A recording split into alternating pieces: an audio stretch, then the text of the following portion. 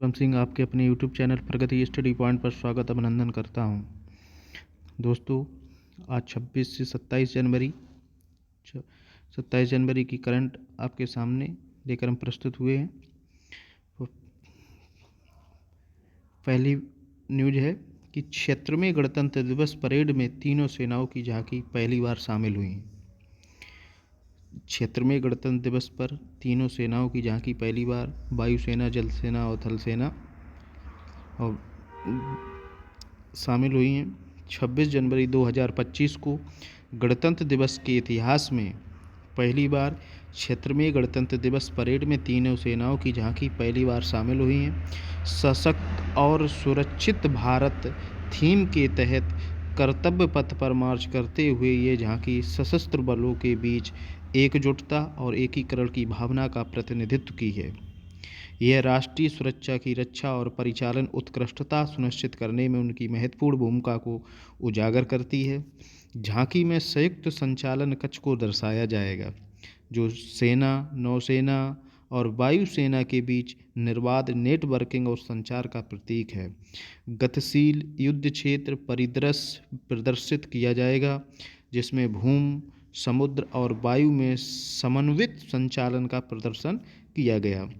अर्जुन मुख्य युद्धक टैंक, तेजस MK-1 लड़ाकू विमान, उन्नत हल्के हेलीकॉप्टर, विध्वंसक INS विशाखापत्तनम और दूर से संचालित विमान जैसे प्रमुख स्वदेशी रक्षा प्लेटफॉर्म प्रदर्शित किया। इसमें बहुक्षेत्रीय संचालन में तीनों सेवाओं के बीच समन्वय प्रदर्शित हुआ। ये प्लेटफॉर्म रक्षा क्षेत्र में आत्मनिर्भरता हासिल करने के भारत के दृष्टिकोण को दर्शाते हैं।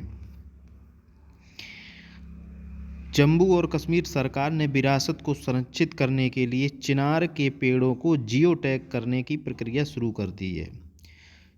कौन से पेड़? तो ये हैं चिनार के पेड़ों को। तो जम्मू और कश्मीर सरकार ने कश्मीर में विरासत चिनार के पेड़ों को संरक्षित करने के लिए जियो टैगिंग की प्रक्रिया शुरू की है। चिनार ऑक्सीजन उत्पादक है। ये चिनार का जो पौधा है ये ऑक्सीजन उत्पादक है और इसका अपना दायरा है। यह एक प्रमुख भूमिका निभाता है। इस बात को ध्यान में रखते हुए सरकार ने घाटी में चिनार के पेड़ों पर नज़र रखने का फैसला किया और तकनीकी प्रगति का लाभ उठाते हुए इन विरासत पेड़ों की निगरानी और संरक्षण के लिए एक डिजिटल आधार प्रदान किया है। तो याद रखने वाली बात है कि जम्मू कश्मीर सरकार ने कौन से पौधों को GI टैग देने का फैसला किया है? तो चिनार के पेड़ों को। राष्ट्रीय मतदाता दिवस 2025 25 जनवरी को मनाया जाता है। नेशनल वोटर्स डे 25 जनवरी। तो राष्ट्रीय मतदाता दिवस नागरिकों में चुनावी जागरूकता पैदा करने और उन्हें चुनावी प्रक्रिया में भाग लेने के लिए प्रोत्साहित करने के लिए बनाया जाता है। यह हर साल 25 जनवरी को भारत के चुनाव आयोग के स्थापना दिवस के अवसर पर मनाया जाता है। इस साल 15वां राष्ट्रीय मतदाता दिवस मनाया जा रहा है। 15वां राष्ट्रीय मतदाता दिवस मनाया जा रहा है। राष्ट्रीय मतदाता दिवस 2025 की थीम वोटिंग जैसा कुछ नहीं, वोट जरूर डालेंगे हम। राष्ट्रीय मतदाता दिवस 2025 की थीम क्या है? कि वोटिंग जैसा कुछ भी नहीं, वोट जरूर डालेंगे हम। वोट जरूर डालेंगे हम। इस साल की थीम पिछले साल की थीम से ही आगे की कड़ी है। वर्ष 2011 से हर साल 25 जनवरी को राष्ट्रीय मतदाता दिवस मनाया जा रहा है। 25 जनवरी 1950 को भारत के चुनाव आयोग का स्थापना दिवस है। चुनाव आयोग की स्थापना दिवस कब हुई थी? तो 25 जनवरी 1950 को चुनाव आयोग की स्थापना दिवस हुई थी। स्थापना दिवस है। अगला है कि रक्षा मंत्री राजनाथ सिंह ने युद्ध क्षेत्र निगरानी प्रणाली संजय को हरी झंडी दिखाई। युद्ध क्षेत्र निगरानी प्रणाली संजय से युद्ध क्षेत्र में पारदर्शिता बढ़ेगी। ये अत्याधुनिक सेंसर और अत्याधुनिक एनालिटिक्स से लैस है और भविष्य के युद्ध क्षेत्र को बदल देगा। इसे मार्च 2025 से 3 चरणों में भारतीय सेना में शामिल किया जाएगा। इसे भारतीय सेना और भारत इलेक्ट्रॉनिक्स लिमिटेड द्वारा स्वदेशी और संयुक्त रूप से विकसित किया गया है।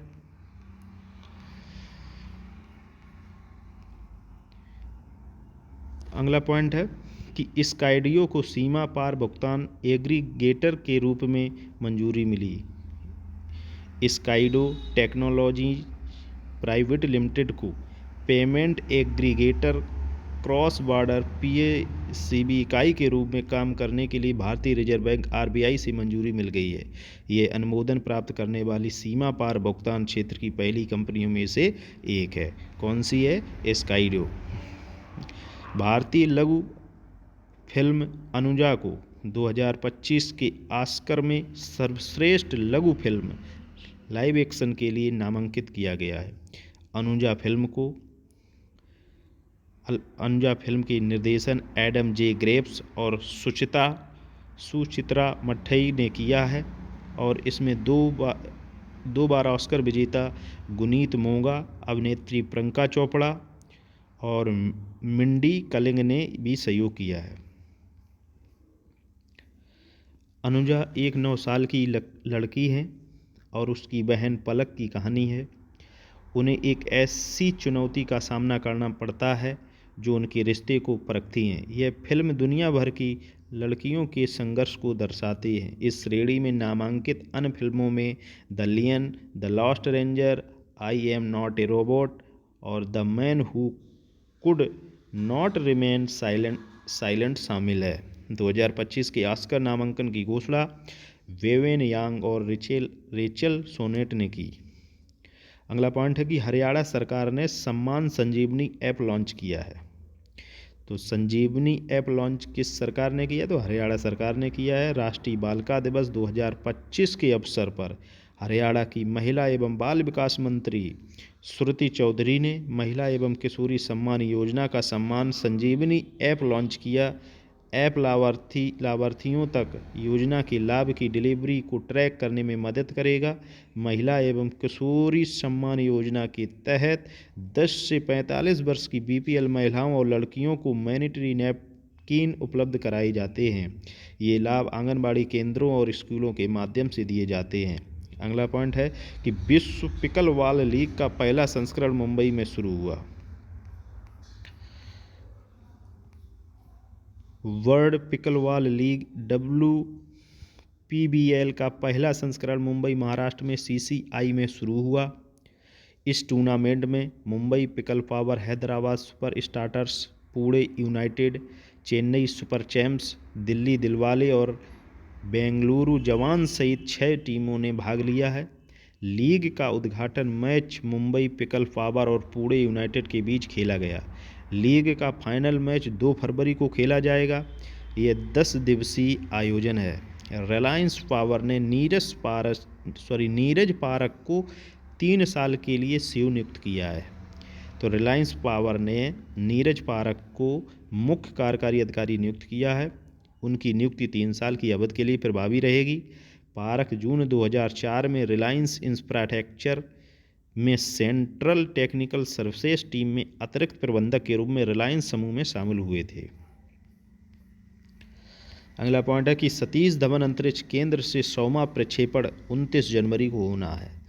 अभी तक 100 प्रक्षेपण हो चुके हैं। तो सतीश धवन अंतरिक्ष केंद्र से अगर जो 100वां प्रक्षेपण होगा वो 29 जनवरी को होगा। श्रीहरिकोटा के सतीश धवन अंतरिक्ष केंद्र से 100वां प्रक्षेपण इसरो द्वारा तैयार किया जा रहा है और 29 जनवरी को GSLV F-15 NVS-02 मिशन के प्रक्षेपण के साथ होने वाला है। स्वदेशी क्रायोजेनिक चरण के साथ GSLV F-15 NVS-02 उपग्रह को जियोस्क्रोनस ट्रांसफर कक्षा में स्थापित करेगा। यह प्रक्षेपण अंतरिक्ष पोर्ट के दूसरे लॉन्च पैड से किया जाएगा। आज के लिए इतना है। अब इनसे हम क्यूज की सीरीज कर लेते हैं। प्रैक्टिस क्वेश्चन है, 26 जनवरी 2025 को गणतंत्र दिवस के इतिहास में पहली बार तीनों सेनाओं की झांकी गणतंत्र दिवस परेड में अपनी शुरुआत की है। तो कौन सा गणतंत्र दिवस है? तो 76वां गणतंत्र दिवस में तीनों सेनाओं ने अपनी झांकी प्रस्तुत की है। किस राज्य की सरकार ने विरासत चिनार के पेड़ों को संरक्षित करने के लिए जियो टैगिंग की प्रक्रिया शुरू की है? तो जम्मू कश्मीर। 2025 में राष्ट्रीय मतदाता दिवस का कौन सा संस्करण मनाया गया है? तो 2025 में राष्ट्रीय मतदाता का 15वां संस्करण मनाया गया। रक्षा मंत्री राजनाथ सिंह ने संजय लॉन्च किया है। यह एक है युद्ध क्षेत्र निगरान प्रणाली, जिससे निगरानी रखी जाएगी। निम्नलिखित में से किसे सीमा पार भुगतान एग्रीगेटर के रूप में मंजूरी मिली है? तो स्काइडो कंपनी को मिली है। अगला क्वेश्चन है कि ऑस्कर 2025 के लिए सर्वश्रेष्ठ लघु फिल्म श्रेणी में नामांकित भारतीय लघु फिल्म का नाम है अनुजा। किस राज्य सरकार ने महिला एवं किशोरी सम्मान योजना का सम्मान संजीवनी ऐप लॉन्च किया है? तो हरियाणा सरकार ने। विश्व पिकलबॉल लीग का पहला संस्करण कहाँ शुरू हुआ? तो विश्व पिकलबॉल लीग का पहला संस्करण मुंबई में है। रिलायंस पावर के मुख्य कार्यकारी अधिकारी के रूप में किसे नियुक्त किया गया है? तो सीईओ नीरज पारक को नियुक्त किया गया है। ये 4 साल के लिए नियुक्त हो रहे हैं। सतीश धवन अंतरिक्ष केंद्र से 100वां प्रक्षेपण 29 जनवरी को होना है। तो कौन सा है? 100वां प्रक्षेपण 29 जनवरी को होना है। आज के लिए इतना। ये करंट की सीरीज आपको पसंद आ रही हो तो लाइक करें, सब्सक्राइब करें और शेयर करना ना भूलें। जय हिंद, जय भारत।